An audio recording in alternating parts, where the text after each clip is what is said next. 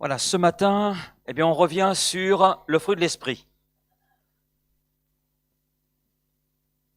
Nous arrivons dans l'hiver, mais l'hiver, il est bon de porter encore du fruit. Alors, on revient sur Galates 5, 22. Mais le fruit de l'esprit, c'est l'amour, la joie, la paix, la patience, la bonté, la bénignité, c'est-à-dire l'amabilité, mais c'est aussi l'intégrité, la fidélité, la douceur, la tempérance ou la maîtrise de soi, et la loi n'est pas contre ces choses. Alors nous revenons donc sur ce sujet et nous avons dit que le fruit de l'esprit, c'est le caractère de Jésus. Et c'est ce caractère-là que Dieu veut développer dans nos vies. Et c'est par le Saint-Esprit que ce caractère peut là se développer en nous. C'est l'apôtre Paul qui le dit à plusieurs reprises, « Soyez mes imitateurs comme je le suis moi-même de Christ ». Et c'est là l'objectif de nos vies, être à la ressemblance de Jésus, être à la ressemblance du Fils unique de Dieu. C'est notre modèle. C'est notre modèle. C'est celui vers lequel nous devons tendre. Il est le parfait. Et nous tendons vers cette perfection. Parce que nous le savons, nous ne sommes pas parfaits. Mais de nous-mêmes, on ne peut pas tendre vers cette perfection. Nous avons besoin d'un assistant et c'est le Saint-Esprit qui nous aide. Et c'est pour cela que l'apôtre Paul peut dire, mais le fruit de l'Esprit, le résultat du Saint-Esprit, la conséquence de l'œuvre du Saint-Esprit en nous, c'est le développement du caractère de Christ. Donc c'est là le but du Saint-Esprit en nous. Le but, c'est de nous changer, de nous transformer afin de nous conduire à être semblables à Christ. Et le fruit de l'Esprit se compose donc de neuf quartiers. Nous en avons vu un premier, qui est l'amour. Et ce matin, nous allons nous concentrer sur le deuxième quartier, parce qu'il n'est pas dit les fruits, il est bien dit le fruit de l'esprit. Donc, c'est l'ensemble de ce fruit que le Saint-Esprit veut développer en nous. Parce qu'on se dit bien souvent, je manque d'amour. Mais en général, si on manque d'amour, on manque de tout le reste. Si on manque d'amour, on manque de patience. On manque de maîtrise de soi, etc. Tout est lié, c'est le fruit. Le fruit. Et le Seigneur veut par son esprit créer et développer en nous l'entièreté de ce fruit. Alors, il est là divisé en plusieurs quartiers et on a vu donc l'amour et ce matin on voit la joie.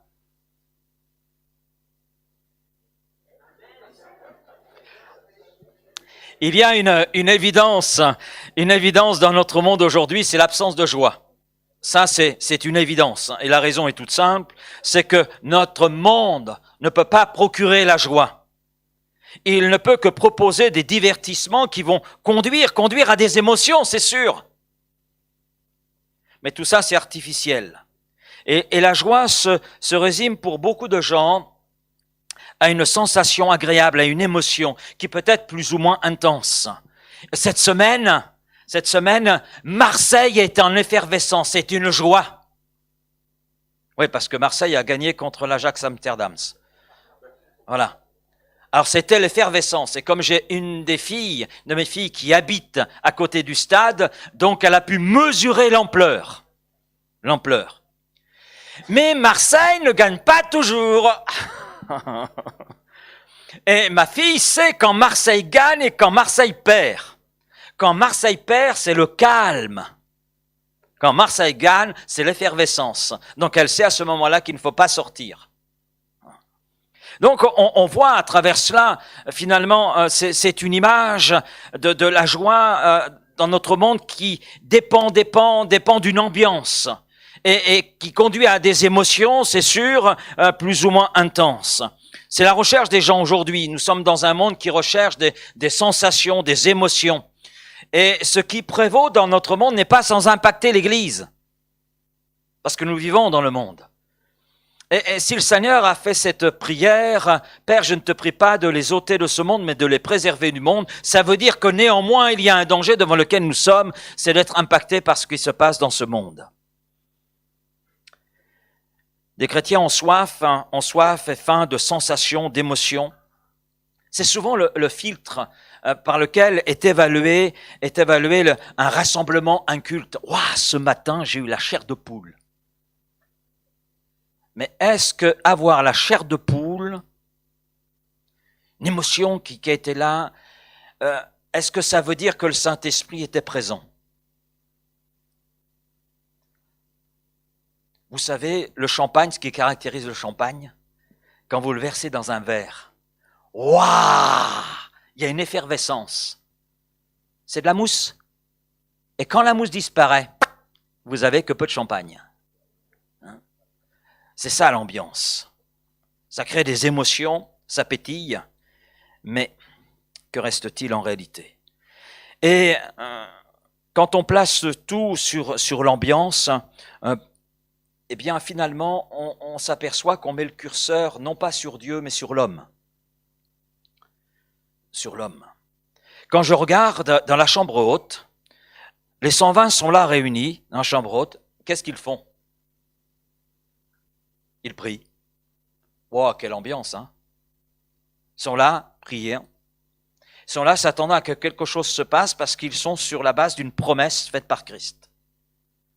Donc il n'y a pas d'ambiance particulière, ils sont simplement là, recherchant la réalisation de la promesse faite par Christ. Et nous savons ce qui s'est produit, c'est le Saint-Esprit. Mais il n'est pas venu mettre de l'ambiance, il est venu remplir des cœurs qui avaient faim et soif de lui. Et la joie, ça ne vient pas d'une ambiance, si bonne soit-elle. Mieux vaut être dans une bonne ambiance qu'une mauvaise, on est d'accord. Mais ce n'est pas de là que vient la joie. La joie, c'est un quartier du fruit de l'esprit, mais nous allons le voir par rapport à Dieu. Je ne sais pas si vous avez remarqué, moi j'ai constaté cela, d'ailleurs j'ai jamais entendu une prédication sur le sujet. On dit très souvent que Dieu est saint, on est d'accord? Dieu est juste, Dieu est amour. Ah ouais, ça, on met beaucoup l'accent sur Dieu est amour. Mais j'ai jamais entendu une prédication et moi-même j'ai jamais prêché là-dessus. Dieu est un Dieu de joie. Dieu est joyeux. Et oui, Dieu est joyeux, c'est sa nature. C'est sa nature. Je ne sais pas si vous avez déjà entendu une prédication sur cet attribut de Dieu, la joie. Vous avez déjà entendu une prédication? Non pas une prédication sur la joie, et soyez joyeux, etc., mais sur Dieu joyeux. Sur Dieu joyeux. Et je me suis posé la question, mais pourquoi, Laurent, n'as-tu jamais prêché là-dessus? Pourquoi n'as-tu jamais prêché sur le fait que Dieu est un Dieu joyeux? Que c'est dans sa nature, au même titre que l'amour, au même titre que la justice. Ben, je me suis aperçu finalement que on est très imprégné d'une culture catholique. Parce que dans l'Église catholique romaine, j'ai un souvenir, puisque j'ai grandi dans ce milieu, jusqu'à ma découverte de qui était réellement Jésus-Christ et où était l'Église véritable de Jésus-Christ. Mais je me suis aperçu que l'image qui était donnée dans notre pays, de par l'arrière-plan religieux qui est le nôtre, eh bien, c'est celle d'un Dieu dont on n'a pas envie de s'approcher. D'un Dieu austère, sombre, un vieillard grincheux qui est là assis sur un trône de marbre. Si vous regardez les images, je me souviens des images quand j'étais enfant et quand je suis par la suite devenu enfant de cœur, etc. Donc, je me souviens des images. C'était souvent les images d'un vieillard. Je me souviens de mon catéchisme et l'image qui était montrée, c'est l'image d'un vieillard. Quelqu'un avec une longue barbe, avec des yeux tellement impressionnants qu'on ne peut pas les regarder. Et dans certains milieux chrétiens, on craint la joie. On craint la joie parce qu'on a peur d'un débordement. Oh là là, attention. Alors on prône la solennité. Et on fait du culte, etc., un sacrement. Est-ce le portrait que la Bible nous donne? On a la même Bible, on est d'accord? Même si certains ont la Bible du Semeur, d'autres la Bible Second, la Bible en français courant, peu importe la traduction que l'on utilise, on a la même Bible. Et je ne sais pas si vous avez remarqué, mais la Bible nous donne une description de l'activité dans le ciel. Vous avez remarqué l'activité dans le ciel? Parce que vous avez des chrétiens, ils disent, qu'est-ce qu'on va faire dans le ciel? On risque pas de s'ennuyer. Ah, mais lisez l'Apocalypse. Lisez l'Apocalypse, je vous assure, on n'aura pas le temps de s'ennuyer. Hein. L'activité qu'il y a autour du trône, mais c'est une activité débordante. C'est une activité de joie. De joie. Le livre de l'Apocalypse nous donne un aperçu. Vous lirez le chapitre 4 dans son entier. Et le chapitre 4 nous parle d'action de grâce, d'honneur, de louange. Là, Anthony, tu vas avoir des difficultés pour trouver ta place. Hein, c'est parce que tu arrives de très bonne heure. Hein, voilà. Nos musiciens, mes frères et sœurs, ça va être difficile parce qu'il y a du monde. Hein, et ça se bouscule. Amen. Chapitre 5 nous parle de chants, d'acclamations. Il y a de la joie dans le ciel. Il y a de la joie dans le ciel parce que Dieu est le Dieu de la joie. Parce que Dieu est un Dieu joyeux. Et donc Dieu est celui qui est la source de la joie. Amen. Dieu se réjouit en lui-même. Imaginez cela. Dieu se réjouit en lui-même. Parce qu'il est la joie. Au même titre qu'il est l'amour. Au même titre qu'il est la paix. Au même titre qu'il est la justice. Dieu se réjouit en lui-même. Il est pleinement content en lui-même. Il n'a besoin de rien ni de personne pour être dans la joie. 1 Chronique, chapitre 16, verset 27. La majesté et la splendeur sont devant sa face. La force et la joie sont dans sa demeure. C'est-à-dire, réside en lui. Réside en lui. La force, oui, on sait cela, on l'a souvent entendu et on l'entendra encore. Dieu est un Dieu puissant et je dis amen à cela. Mais on oublie la suite. Oui, la force et la joie sont dans ta demeure. Dieu est plein de joie et Dieu est la source de toute joie. La joie de l'Éternel sera votre force. Et je ne sais pas si vous avez remarqué, mais vous lirez les textes bibliques concernant la joie, il y a souvent la force qui est jointe. Et si c'est pas la force, c'est la paix. Et ça vient toujours, il y a toujours un lien avec la force, un lien avec la paix. C'est lié. Le Proverbe 16, verset 11, tu me feras connaître le sentier de la vie. Il y a d'abondantes joies devant ta face, des délices éternelles à ta droite. Donc, tout comme l'amour vient de Dieu, eh bien, la joie vient aussi de Dieu. Parce que Dieu est le Dieu d'amour, mais Dieu est le Dieu de joie. La joie fait partie de la nature même de Dieu. Pas extraordinaire, cela? Alors là, j'ai pas besoin d'artifice, j'ai pas besoin d'ambiance. Il suffit que j'entre dans la présence de Dieu. Dieu est un Dieu joyeux, il s'est réjoui de sa création, Genèse, chapitre 1er, verset 31. Dieu vit tout ce qu'il avait fait, et voici, cela est bon. Il s'est réjoui de sa création. Dieu se réjouit de notre salut, Luc 15, verset 7. De même, je vous le dis, il y aura plus de joie dans le ciel pour un seul pécheur qui se repent que pour 99 justes qui n'ont pas besoin de repentance. Parce que les 99 justes déjà se réjouissent pour le salut et Dieu s'en réjouit, mais Dieu se réjouit encore davantage pour celui qui vient à lui, dans la repentance et la foi. Voulez-vous grandir dans la joie? Eh bien, adorez-le avec joie. Chantez-lui des cantiques spirituels. On continue? Ça va, vous me suivez? Est-ce que la joie arrive? De même, je vous le dis, il y a de la joie dans le ciel, devant les anges de Dieu pour un seul pécheur qui se repent. Dieu est la source de toute joie, il est la source de notre joie. Ce qu'il y a de formidable, c'est que Dieu partage sa joie avec nous. On n'a pas un Dieu égoïste, Vous savez, cette semaine, ma femme m'a fait mon gâteau préféré. Voilà. Gâteau préféré. Comme ça, elle était sûre, comme elle était à Marseille, que je ne l'oublie pas. Et puis, est arrivé à la maison 2 personnes. Il faisait assez froid, en plus il pleuvait ce matin-là. Et puis, nous avons discuté. Et puis, une petite voix dans mon cœur a dit, « Laurent, tu vas partager ton gâteau. » Ah, en plus, c'était mon gâteau préféré, quoi. Donc, alors, Seigneur, c'est quand même pour moi qu'elle l'a fait. Eh bien, j'ai partagé mon gâteau et j'ai éprouvé une joie de partager ce qui était bon. Et je dis, mais Seigneur, oui, je comprends. Ce qui est bon pour moi l'est aussi pour mon prochain. Amen.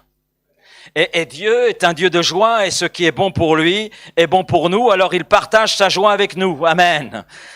Donc c'est là quelque chose de formidable. Ne craignez point, car je vous annonce une bonne nouvelle. Ce sera pour tout le peuple un sujet d'une grande joie. Et c'est pour cela que Dieu, le Père, a donné son Fils Jésus. C'est pour que nous puissions, découvrir la joie du salut, la joie qu'il y a en Dieu. Dieu, en Jésus-Christ, partage sa joie avec nous. Ce qui veut dire que lorsque nous venons à Christ, nous découvrons la joie de Dieu. Parce qu'on a un Dieu qui partage, amen, ce qui est bon. Et il n'y a pas de doute, Dieu est bon. Dieu est bon. Et en tout temps, Dieu est bon. Et en toutes circonstances également. Comment Jésus a manifesté la joie dans sa vie? La Bible nous montre comment Jésus a manifesté cette joie. Luc 10, verset 21, à ce moment-là, Jésus tressaillit de joie par le Saint-Esprit. Et c'est au moment du retour des 70 disciples. Il a envoyé les 70 pour accomplir une mission, il les a envoyés 2 par 2, et puis les 70 reviennent et ils font un rapport. Et ils donnèrent des témoignages de l'action de Dieu à travers eux, la bénédiction qui a découlé de leur vie en faveur de ceux qui étaient là dans le besoin. Et là, devant ce rapport qui était fait par ces 70, Jésus tressaillit de joie. Jésus, devant l'œuvre s'accomplissant à travers ces hommes, ces 70 qu'il a envoyés, a éprouvé de la joie. De la joie. La joie de voir l'œuvre de son Père avancer. Et en Luc 15, nous donne une description du berger qui va après la brebis qui est là perdue. Et nous avons cette description du berger. Lorsqu'il l'a retrouvée, cette brebis perdue, il la met avec joie sur ses épaules. Et de retour à la maison, il appelle ses amis et ses voisins, il leur dit « Réjouissez-vous avec moi, car j'ai retrouvé ma brebis qui était perdue. » De même, je vous le dis, il y aura plus de joie dans le ciel pour un seul pécheur qui se repent que pour 99 justes qui n'ont pas besoin de repentance. Le bon berger, c'est Christ lui-même. Jean 10 dit « Je suis le bon berger. » Celui qui donne sa vie, et je la donne volontairement. C'est de moi-même que je la donne, parce que j'aime mes brebis. Et nous voyons en Jésus cette joie au même titre qu'elle est en Dieu, parce que Jésus est Dieu lui-même. Oui, Jésus, c'est Dieu se faisant homme, se rendant semblable à nous. Bien sûr, Jésus n'a pas perdu sa divinité. Il était 100% Dieu, 100% homme. Ça nous est difficile à comprendre avec notre intelligence. Il faut la foi pour le croire. Au même titre que la Trinité, Père, Fils et Saint-Esprit, on peut donner des explications. Toute explication que l'on peut donner reste imparfaite parce qu'il faut la foi pour le croire. Et Jésus a exprimé une joie parfaite tout au long de sa vie terrestre. Il était rempli de joie par le Saint-Esprit. Il s'est réjoui, il continue de se réjouir à chaque personne qui vient à lui, amen, qui est sauvée. Et il a prié pour que la pleine mesure de sa joie repose sur nous, et plus encore soit en nous. Vous avez les textes sous les yeux. Jésus a dit, afin que ma joie demeure en vous, qu'elle réside. Demeurer, c'est résider. Amen. La joie de Christ, donc la joie de Dieu. Et puis il poursuit Jean 17, 13, afin qu'ils puissent voir ma joie s'accomplir en eux-mêmes. Et dans cette relation que nous avons avec Christ, on découvre la joie de Dieu, et cette joie de Dieu, crée tout un bien-être, une satisfaction intérieure qui est incomparable. La joie de Dieu était la joie de Christ, et elle est nôtre, cette joie, par l'action du Saint-Esprit, en nous. Romains 14, 17, car le royaume de Dieu, c'est pas le manger et le boire, mais la justice, la paix et la joie par le Saint-Esprit. Donc c'est une joie qui prend naissance en nous, à l'intérieur, et cela par l'action du Saint-Esprit. Cette joie, c'est de l'intérieur vers l'extérieur. C'est tout l'inverse de ce que le monde propose. La joie du monde, c'est l'extérieur vers l'intérieur. Mais ça ne va pas en profondeur à l'intérieur puisque c'est éphémère. C'est ce que dira d'ailleurs l'Ecclésiaste, qui est Salomon. C'est Salomon qui a écrit le livre de l'Ecclésiaste. Un livre plein de sagesse. Et il dira ceci, chapitre 7, verset 6, « Le rire de l'insensé ressemble au pétillement des épines sous la chaudière. » J'ai utilisé tout à l'heure l'image du champagne, là, il prend l'image, pétillement des épines sous la chaudière. Tout cela est vanité. Oui, parce qu'après que ça pétille, il n'y a plus rien. C'est ça. Donc, et Salomon avait très bien compris cela. Il a tout exploré et il conclura le livre de l'Ecclésiaste en disant « Crains Dieu. Crains Dieu. » Parce que tout est là en Dieu. La joie comprise. Alors, regardons un petit peu la joie et ses caractéristiques. Alors, j'y reviens. La joie ne dépend pas des circonstances. Beaucoup de gens font dépendre la joie des circonstances. Si les circonstances sont bonnes, c'est la joie. Si elles sont mauvaises, c'est la tristesse. Aujourd'hui, il fait froid, tout le monde est triste. Mais il y a du soleil, donc tout le monde est joyeux. Tout faire dépendre des circonstances signifie être prisonnier des circonstances. C'est là quelque chose de terrible. Hein. C'est terrible. Parce qu'on n'est pas toujours dans de bonnes circonstances. Alors si elles ne sont pas bonnes, on n'a pas le droit de se réjouir. On ne peut pas être dans la joie. Wow, je trouve ça terrible. Le prophète Habakkuk l'a très bien compris. Chapitre 3, verset 17. « Car le figuier ne fleurira pas, la vigne ne produira rien, le fruit de l'olivier manquera, les champs ne donneront pas de nourriture, les brebis disparaîtront du pâturage, et il n'y aura plus de bœuf dans les étables. Toutefois, malgré ces circonstances défavorables, toutefois, je veux me réjouir en l'Éternel. Je veux me réjouir dans le Dieu de mon salut. » Habakkuk avait cette joie de Dieu malgré toutes les circonstances défavorables qu'il peut donner, qui étaient loin de susciter la joie. Mais il a très bien compris que la joie ne dépendait pas des circonstances, de ce qu'il pouvait voir, mais que la joie dépendait uniquement de sa relation avec Dieu. Et il faut relever que Habakkuk était un prophète, c'est-à-dire un homme sur lequel l'esprit reposait. Donc il pouvait se réjouir parce que l'Esprit était là pour susciter en lui la joie de Dieu lui-même.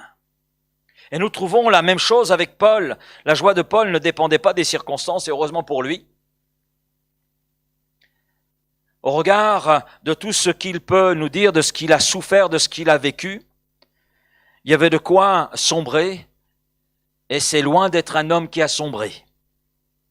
2 Corinthiens chapitre 7 verset 4, « J'ai une grande confiance en vous, j'ai tout sujet de me glorifier de vous, je suis rempli de consolation, et il va plus loin, je suis comblé de joie au milieu de toutes nos tribulations. » Oh. Non mais c'est un illuminé là. Non. Qui est capable de dire au milieu des difficultés, je suis comblé de joie? Non, faut être maso.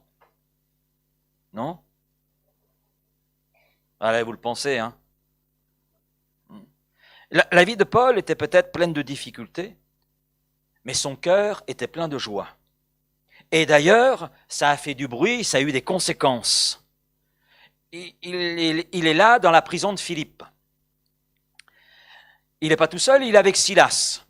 Ils sont tous les deux, ils sont là parce qu'ils ont témoigné de Jésus-Christ, de la bonne nouvelle de Jésus-Christ. Ça n'a pas plu, alors ils sont emprisonnés. Mais avant d'être emprisonnés, ils ont été battus. Voilà. Et ils sont là dans la prison. Oh, j'ai mal au dos. Oh, j'ai mal à la tête. Oh, ce coup m'a fait mal. Non? Non, ils sont là, il nous est dit, chantant les louanges dans la prison. Ah, j'imagine les voisins. Ah oui, parce qu'il y avait d'autres cellules, hein. Imaginez, les autres voisins qui ont cherché à dormir, mais ils ne peuvent pas se taire, ceux-là. Et puis à un moment donné, c'est les fondements de la prison, vous connaissez l'histoire, fondements de la prison qui se sont trouvés ébranlés. Et puis les portes se sont ouvertes. Et là, tout le monde pouvait fuir. Mais en fait, personne n'a fui. Parce que tous les détenus ont réalisé que ce qui se passait était sous le contrôle de Dieu. Et que ces deux hommes qui chantaient les louanges de Dieu dans la prison, qui étaient remplis de joie, étaient ceux qu'il fallait écouter, ceux qu'il fallait suivre. Parce qu'ils vivaient quelque chose de particulier. Il y avait tout pour la tristesse, et pourtant ils ont exprimé la joie, cette joie du Saint-Esprit, par le Saint-Esprit, et ça fait toute la différence. Et quelle différence! Alors Paul sait de quoi il parle, il sait ce qu'il a vécu, Et il sait combien cette joie ne dépend pas des circonstances, mais elle est là, en nous, quelles que soient les circonstances, par l'action du Saint-Esprit. Nous lisons dans 1 Thessaloniciens chapitre 5, « Soyez toujours joyeux. Soyez toujours joyeux. Priez sans cesse. Rendez grâce en toutes choses, car c'est à votre égard la volonté de Dieu en Jésus-Christ. » Et l'apôtre Paul semble exprimer quelque chose qui est irréalisable. Être joyeux en toutes circonstances. Et ce qu'il exprime, c'est vrai, est impossible humainement parlant. Surtout si nous faisons dépendre les choses des circonstances. Mais si nous dépendons de l'action du Saint-Esprit, ce que l'apôtre Paul peut dire est réalisable, est vivable. Est vivable. Et d'ailleurs, un texte sorti de son contexte est souvent un prétexte pour faire dire au texte qu'on a envie qu'il dise et pas forcément ce qu'il dit. D'accord ? Ça, c'est une règle fondamentale lorsqu'on lit la parole de Dieu. Donc, soyez toujours remplis du Saint-Esprit. Verset 16, il y a le verset 17, priez sans cesse. Et puis, il y a le verset 18, rendez grâce en toutes choses, car c'est à votre égard la volonté de Dieu en Jésus-Christ. Et il y a le verset 19. La palisse en aurait dit autant. Et le verset 19 dit, n'éteignez pas le Saint-Esprit. Et cette parole est en lien avec tout ce que l'apôtre Paul vient d'exprimer. Il établit donc une relation très étroite entre la joie dans la vie du croyant et la personne et l'œuvre du Saint-Esprit. Il montre ainsi que la joie, c'est pas en fonction des circonstances, mais c'est bien en fonction de l'action du Saint-Esprit et de ce que nous permettons au Saint-Esprit d'agir en nous. Et le Saint-Esprit véhicule en nous la joie de Dieu, la joie de Christ. Et c'est cette joie qui est la durable, cette joie qui est véritable, cette joie que le Saint-Esprit veut cultiver, développer en nous. Et c'est très intéressant parce que le mot joie dans le Nouveau Testament vient d'un terme grec qui a la même racine qu'un mot que nous connaissons bien, la grâce. La faveur imméritée de Dieu. Ce que signifie la grâce. Et en fait, la joie, l'allégresse, la même racine. Ce qui nous montre que la joie, c'est vraiment une grâce qui vient de Dieu, une faveur que nous ne méritons pas, mais que Dieu nous accorde parce qu'il nous aime. Et parce qu'il veut le meilleur pour ses créatures, parce que nous sommes ses créatures. Oui, mais plus facile de croire que Dieu est mon créateur que de croire que je descends du singe. Et en tant que créature de Dieu, eh bien, nous bénéficions de ces faveurs imméritées. Ce qui veut dire que, finalement, notre joie, c'est vrai, vient de cette action du Saint-Esprit, mais dépend de notre communion, de cette communion que nous avons avec Dieu. Cette communion que nous entretenons avec celui qui est la source de toute joie. Le psaume 5, verset 11. « Alors tous ceux qui se confient en toi se réjouiront. » Voilà, cette confirmation que la joie, finalement, ça dépend de notre communion avec Dieu. Donc, tous ceux qui se confient en toi, eh bien, ceux-là se réjouiront. Ils auront de l'allégresse, à toujours. À toujours. Donc, quelles que soient les circonstances.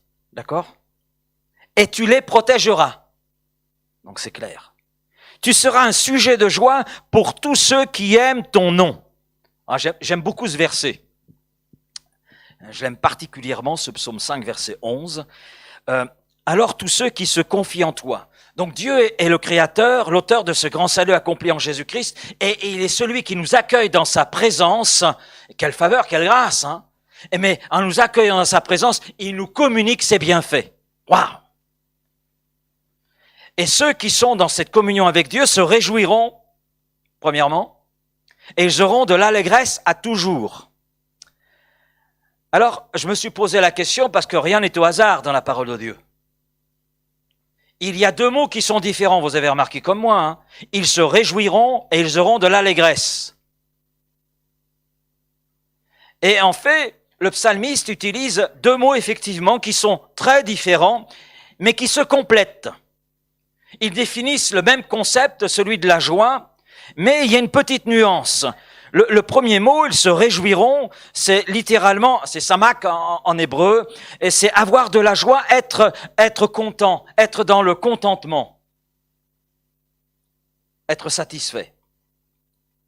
Donc on pourrait traduire, alors tous ceux qui se confient en toi sont satisfaits. Nous avons tout pleinement en Jésus-Christ, dit Paul.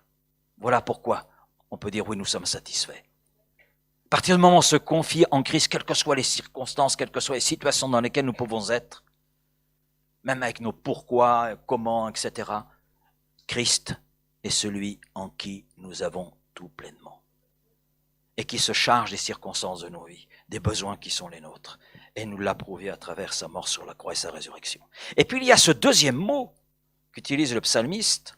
Ils auront de l'allégresse, et il précise, à toujours. À toujours. C'est pas une allégresse superficielle, c'est pas de la mousse, c'est du solide, c'est à toujours.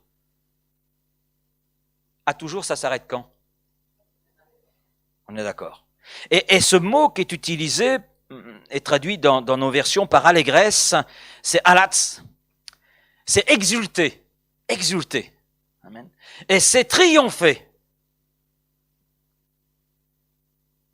Et on a ces deux termes qui sont utilisés par une personne que nous connaissons assez bien pour nous qui sommes familiers avec la Bible. C'est Anne, la mère de Samuel.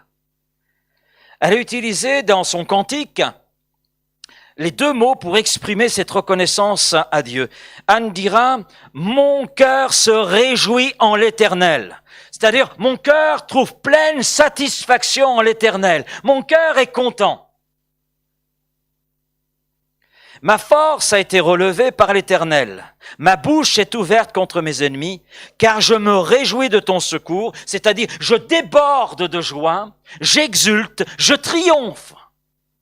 Oui, parce que le contexte nous parle des ennemis. Car je me réjouis de ton secours, du secours qui a été celui contre mes ennemis. Donc il y a ces deux notions qui sont là dans le cantique de Anne, ce qu'elle vit. Elle vit une pleine satisfaction en Dieu. Elle est pleinement satisfaite de la présence de Dieu dans sa vie. Et quand on regarde le contexte, on serait tenté de dire, oui, mais c'est parce qu'elle pouvait pas avoir d'enfant, puis elle a Samuel. C'est pas à ce moment-là qu'elle compose son cantique. C'est au moment où elle va remettre Samuel, le fils qu'elle ne pouvait pas avoir. C'est au moment où elle va le remettre entre les mains de Dieu, le confier entièrement à Dieu. C'est à ce moment-là qu'elle compose son cantique. Au moment où elle consacre son enfant entièrement à Dieu, qu'elle réalise la promesse qu'elle avait faite. À ce moment-là, elle compose ce cantique. Et elle dit, mon cœur se réjouit en l'Éternel, mon cœur a trouvé sa satisfaction en Dieu. Et je me réjouis de ton secours, j'exulte, je déborde de joie, parce que je suis celle qui a triomphé en Dieu et avec Dieu. Donc on a ces deux notions qui sont là. Oui, quelquefois la joie, c'est exulter, parce qu'il y a une victoire qui a été remportée, c'est l'Éternel qui a remporté la victoire, et ça procure dans notre cœur une intensité, pas simplement un contentement, une satisfaction, mais il y a une intensité qui est là.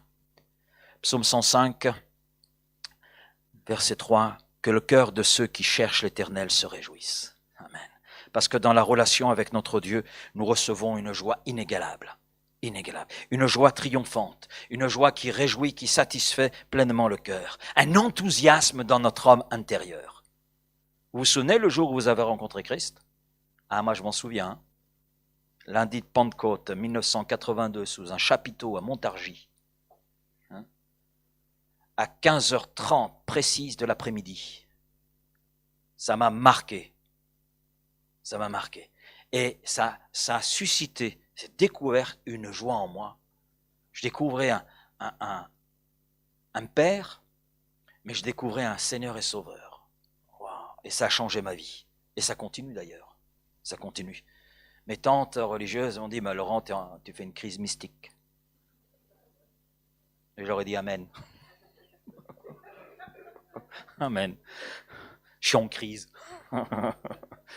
Alléluia. Combien il est bon de connaître le Seigneur. La joie, vous savez, c'est une décision aussi. C'est une décision. Dans les textes que nous avons lus, nous notons que la joie est une décision que nous prenons. Soyez toujours joyeux. Ça veut dire qu'on peut ne pas être toujours joyeux. J'ai pas envie. Ben écoute, c'est ton droit, hein. Enfin, entre nous. Hein? Psaume 32, verset 11. Juste, réjouissez-vous en l'Éternel et soyez dans l'allégresse. Poussez des cris de joie. Vous tous qui êtes droits de cœur. Vous tous qui avez expérimenté le salut. Vous tous qui avez été justifiés par le sang de Jésus qui nous lave et qui nous purifie. Donc Dieu nous dit de nous réjouir en lui, de le chanter. Dieu nous commande de toujours nous réjouir en lui. Personne ne peut nous dire d'être triste ou heureux. Mais là, on voit, c'est un commandement de Dieu. Réjouis-toi. Soyez toujours joyeux. Soyez toujours joyeux. C'est un commandement qui nous montre que nous pouvons choisir d'obéir ou non. Et Habakkuk, je reviens à lui, a choisi de se réjouir dans le Seigneur malgré les circonstances. Il a fait ce choix et il n'a pas été déçu d'ailleurs. Et nous savons que Dieu lui a parlé et d'une façon toute particulière. Dieu lui a révélé des choses que nul homme ne pouvait connaître. Concernant la personne même de Dieu, mais concernant aussi les événements qui allaient venir sur le peuple d'Israël. Donc la joie, c'est une décision que nous prenons. Et en fonction de la décision que nous prenons, eh bien le Saint-Esprit va agir ou ne pas agir. C'est ça en fait. Le Saint-Esprit, c'est pas une personne que l'on mène par le bout du nez. Non, c'est une personne qui habite en nous, et c'est un privilège, qui est avec nous, qui est à nos côtés, mais qui ne peut agir que dans la mesure où nous voulons qu'il agisse. Alors on arrive à cette question, comment grandir dans la joie? Si le fruit de l'esprit consiste à devenir davantage semblable à Jésus, cela signifie que chaque quartier de ce fruit doit être mon partage. Et il est indispensable que je sois en communion avec Christ. Ça, c'est le préalable. C'est le préalable. Et si ce matin, quelqu'un en ce lieu veut connaître la joie dont il est question, ce matin, dont il est question dans la parole de Dieu, la joie de Dieu, eh bien, il vous faut premièrement entrer dans cette connaissance intime de Dieu, en passant par Jésus-Christ, qui est le chemin, qui est la porte, qui nous conduit dans cette relation avec Dieu. C'est le préalable. Après ce préalable, on peut se poser la question que nous dit la Bible sur la croissance dans la joie. Alors, la première chose, c'est se souvenir de notre salut. Se souvenir de notre salut. L'apôtre Pierre, dans sa première lettre, au chapitre 1er, verset 8, « Lui que vous aimez sans l'avoir vu, en qui vous croyez sans le voir encore, vous réjouissant d'une joie ineffable et glorieuse, parce que vous obtiendrez le salut de vos âmes pour le prix de votre foi. » Ce qui veut dire qu'il est bon. Il est bon de se rappeler du jour où notre cœur a été touché, du jour où nous avons découvert le pardon de nos péchés, le jour où nous avons découvert la délivrance de notre péché, la réalité de la présence de Christ. Et ce fut un réconfort, mais plus que cela, ce fut le début d'une œuvre en nous qui se poursuit, parce que celui qui a commencé son œuvre en nous veut l'amener à son achèvement. Amen. Il y a encore un travail à réaliser en nous. En moi plus qu'en vous, quoique, en chacun d'entre nous. Et c'est important pour nous de pouvoir nous rappeler de ce jour où nous avons découvert qui était Dieu, qui était Christ, découvert le salut. S'en rappeler ravive en nous une joie. Et si elle a perdu de son dynamisme, eh bien, se rappeler de ces choses-là, eh bien, va raviver cette joie, va ranimer peut-être ce qui s'est un peu effrité. Ésaïe chapitre 12, verset 3. Vous puiserez de l'eau avec joie aux sources du salut. Aux sources du salut. Aux sources du salut, nous pouvons puiser des seaux de joie. Amen. Des seaux de joie. Tu as peut-être besoin de seaux de joie ce matin. Amen. Eh bien, viens puiser à la source du salut. Rappelle-toi de ce salut qui t'a été offert. Salut que tu as goûté. Donc, c'est la première façon de grandir dans la joie, se souvenir de notre salut. Deuxième chose, être reconnaissant pour les nombreuses bénédictions de Dieu. Vous avez le texte sous les yeux, le psaume 118. C'est ici la journée que l'Éternel a faite. Qu'elle soit pour nous tous un sujet d'allégresse et de joie. Là, on retrouve ces deux termes. pour ce même concept, hein, la joie. Notez bien ce que dit le psalmiste. C'est ici, ici, ici. C'est pas simplement dans ce lieu. C'est ici, c'est-à-dire le moment. Le moment. Mais à vrai dire, que l'on soit ici, que l'on soit chez nous, que l'on soit dans la voiture ou sur notre lieu de travail, c'est la journée que Dieu a faite. Donc c'est un sujet de joie. Et ça doit réjouir notre cœur, parce que quel que soit l'endroit où nous sommes, Dieu est avec nous. Donc celui qui est la source de toute joie est avec nous. Ok, ça va, vous me suivez? David chantait ces paroles, psaume 103, verset 2, « Mon âme bénit l'Éternel et n'oublie aucun de ses bienfaits. » Aucune de ses bénédictions, aucune de ses grâces, aucune de ses faveurs imméritées.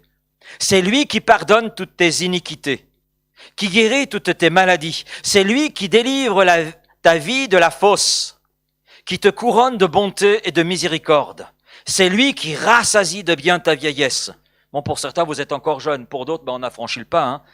Alors, moi, je suis entre deux. Pareil que 60, c'est être entre deux. Voilà. Mais à vrai dire, j'ai pas le choix, je suis obligé de basculer d'un côté. C'est lui qui rassasie de bien ta vieillesse, qui te fait rajeunir. Ça me réjouit. Amen. Les 60 et plus, vous pouvez dire aussi Amen. Hein. C'est lui qui rassasie de bien ta vieillesse et qui te fait rajeunir comme l'aigle. Alléluia. Alléluia. Compte les bienfaits de Dieu et mets-les tous devant tes yeux. Et tu verras en adorant combien le nombre en est grand. Ça me dit quelque chose, ça. Hein? C'est un cantique. Et oui, la joie leur grandira. Amen. Autre point. Troisième façon de grandir dans la joie, c'est de méditer la parole de Dieu et d'y obéir. Hein? C'est le psaume 19, verset 8. Enfin, il y a plusieurs psaumes. Hein. Les ordonnances de l'Éternel sont droites. Elles réjouissent le cœur. Les commandements de l'Éternel sont purs. Ils éclairent les yeux. Le psaume 119, verset 14. Je me réjouis en suivant tes préceptes, comme si je possédais tous les trésors. Psaume 119, verset 111. Tes préceptes sont pour toujours mon héritage, car ils sont la joie de mon cœur. Et ça, je le comprends. Je vous assure, en préparant cette semaine, cette méditation, j'ai béni Dieu parce que ma femme est absente. Ne lui répétez pas, hein. Parce que comme j'étais tout seul dans l'appartement, voilà, en préparant, vraiment, je me réjouissais. Je disais, waouh, Seigneur, combien ta parole est belle, combien ta parole est bonne. Oui, je me suis réjoui par anticipation et j'étais content de le faire. Mais c'est ce que produit la parole de Dieu. Je sais pas, quand vous la lisez, quand vous la méditez, ça me procure, moi, une joie. C'est une joie tellement bonne qu'il est difficile après d'en sortir. Je dirais ceci, ne vous contentez pas simplement de lire la Bible. C'est pas suffisant. Lisez-la, méditez-la. Méditer, c'est mâcher la parole. Vous savez, mâcher. Mâcher pour qu'il y ait une bonne digestion. Si vous avalez tout cru, ça va passer très vite, rien ne va rester. Mais si on médite la parole, le Saint-Esprit agit alors en nous. Et si on y ajoute l'obéissance, eh bien, on peut voir alors l'impact de la parole dans notre vie, ce qu'elle procure. Et c'est là que l'on voit qu'elle alimente cette joie de Dieu qui est en nous. Autre point, comment cultiver, développer cette joie? Passer du temps à adorer le Seigneur et le louer. Le psaume 100, verset 1er, psaume de louange, c'est le titre, psaume de louange. Poussez vers l'Éternel, poussez. Ouais, quelquefois, c'est pas naturel. On le sait très bien parce qu'il y en a plusieurs au milieu de nous qui ont peur d'élever leur voix. Il y a des peurs qui sont là. Que vont penser mes frères et sœurs? Mais poussez, oui, quelquefois, il faut dire Saint-Esprit, pousse un peu là. Pousse. Poussez vers l'Éternel des cris de joie. Vous tous, habitants de la terre, servez l'Éternel avec joie, venez avec allégresse en sa présence. Là, on retrouve les deux termes différents. Hein, venez avec allégresse, venez avec triomphe, venez avec enthousiasme dans votre homme intérieur, en sa présence, parce que Dieu communique cette joie, il nous l'accorde. Alors si nous voulons grandir, c'est vrai, dans ce quartier du fruit de l'esprit, si nous voulons grandir, eh bien nous devons pousser ces cris de joie, laisser le Saint-Esprit nous pousser vers l'avant. Et puis je crois qu'il est bon de le faire ensemble. Amen. Il est bon de le faire chez soi, mais il est bon de le faire ensemble. Le psaume 122 nous dit d'ailleurs, « Je suis dans la joie quand on me dit, allons à la maison de l'Éternel, quand bien même il fait -2, -6. » Amen. Parce que la chaleur relationnelle, la chaleur avec mes frères et sœurs, dans la louange, combien ça fait du bien. Amen. Autre point, je vais assez vite, partager sa foi avec les autres. C'est une autre façon de grandir dans la joie, c'est partager avec les autres. Ah oui, Dieu partage avec nous. Alors soyons aussi partageurs. Amen.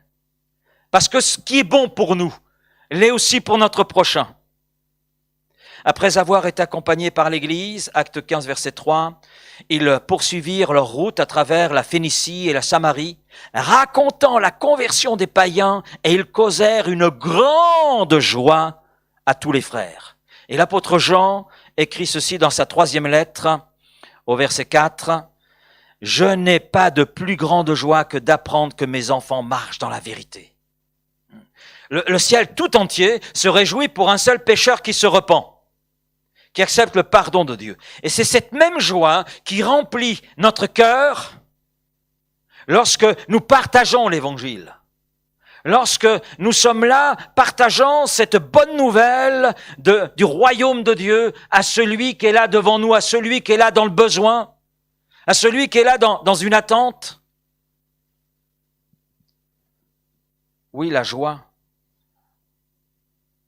se développe, se cultive quand on partage avec notre prochain. Dernier point, demandez à Dieu de développer cette partie du fruit de l'esprit dans notre vie.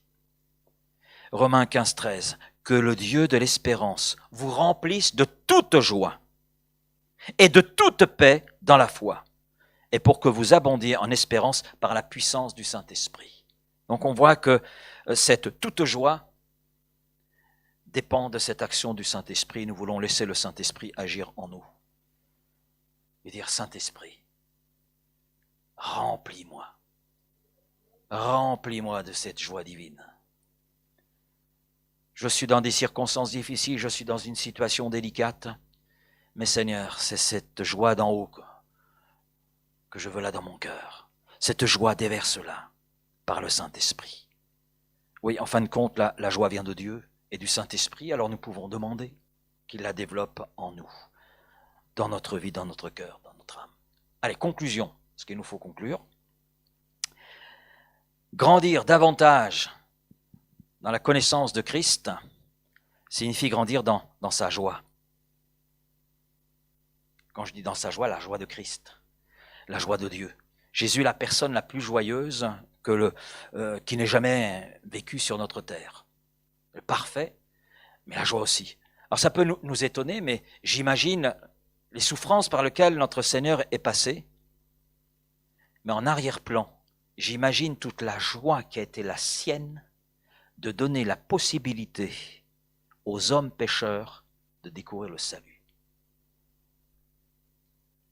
Ça semble paradoxal entre les souffrances de Christ et la joie, mais je crois que les deux étaient là, présents. Jamais homme n'a souffert comme Jésus, mais jamais homme n'a éprouvé la joie comme Jésus. Et c'est volontairement que Jésus a donné sa vie. Et il l'a donné avec joie, avec joie. Sinon, il n'aurait pas été écrit il y a de la joie dans le ciel pour un seul pécheur qui se repent. Ça ne serait pas écrit si c'était le contraire. Mais c'est là, justement, parce que, oui, Christ a souffert, mais il savait pourquoi et surtout pour qui. Et ça, en arrière-plan, ça réjouissait son cœur de donner la possibilité à toutes les créatures de Dieu de pouvoir découvrir le salut et donc découvrir la joie de Dieu, découvrir les bienfaits de Dieu. La joie est une chose merveilleuse qui est déversée dans notre cœur par le Saint-Esprit et qui se développe par l'action du Saint-Esprit en nous. Et la joie rend gloire à Dieu. Amen. La joie est au service des gens qui nous entourent. La joie par le Saint-Esprit nous aide aussi à traverser tous les moments difficiles de nos vies, toutes les circonstances dans lesquelles nous pouvons être. Et là, je dis Amen et merci Seigneur. Père, merci. Merci pour le fruit de l'Esprit. Merci pour ce que tu veux cultiver, développer en nous, afin que nous soyons davantage à la ressemblance de Christ. Et merci, Seigneur, pour ce quartier qu'est la joie. Et Seigneur, cette joie, oui, elle découle de cette communion que nous avons avec toi, parce que la joie est en toi. La joie véritable, la joie qui n'est pas dépendante des circonstances, la joie qui satisfait pleinement un cœur, elle est là en toi. Et Seigneur, je te prie que personne ne se prive de cette joie,